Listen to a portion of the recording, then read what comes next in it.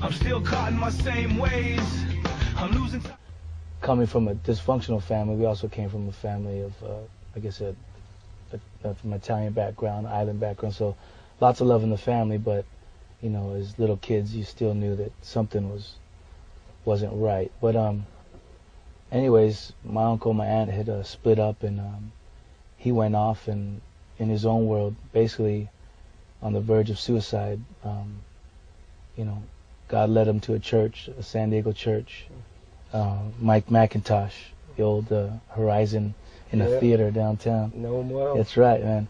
And anyways, the Lord spoke to his heart and basically challenged him, and he ended up giving his life to the Lord. And anyways, my mother was diagnosed with cancer, and 8 months later she would go and be with the Lord. But through that whole time, I got a chance to really watch her live her faith and trust in God and believe in Him. And it was real, because I knew that, you know, she was sick, and that's what she loved, her family, but I knew that, you know, her love for God was enormous, you know. You know, that afternoon, my family basically forced me to leave the hospital and go get cleaned up and take a shower and drive back home, because I had been there all week, you know.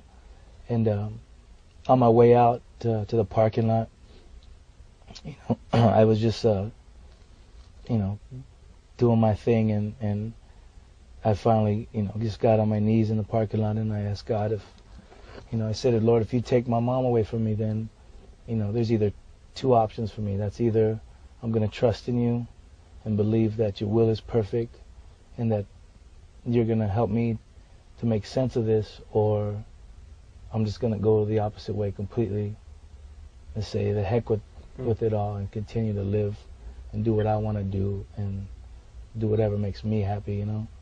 And but God softened my heart, and I really needed to know why, you know, someone like my mom, and, you know, I just wanted to know why. And anyways, I knew the sinner's prayer, you know. I asked that God would forgive me of my sins. I asked that He would come into my life and make things new. And I went home. I showered up. I came back. I went into the hospital room, and then, you know, I knelt next to my mom, and, you know, I whispered in her ears. I told her to go and be with Jesus, because, you know, I was cool. I was going to be good, you know. You know, everybody was lined up out the hallway trying to be strong. And I remember running down and Wolf running behind me, and I walked in, and, you know,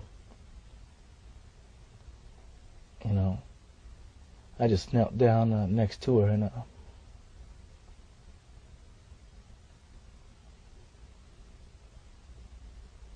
and I was grateful at the time, because you know, I'd only been saved for a short moment, but God was already faithful.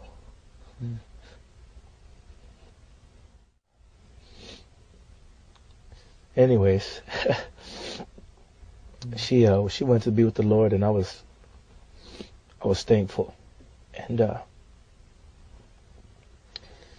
at that point, you know, I remember going to the funeral and stuff, and I had, you know, went up to my Uncle Noah, who kind of started the whole Jesus chain reaction in the family, and it was during the Mass and stuff, and I leaned over to him and I told him, "Do you know that I gave my life to the Lord?" And he says, "Yeah, I know."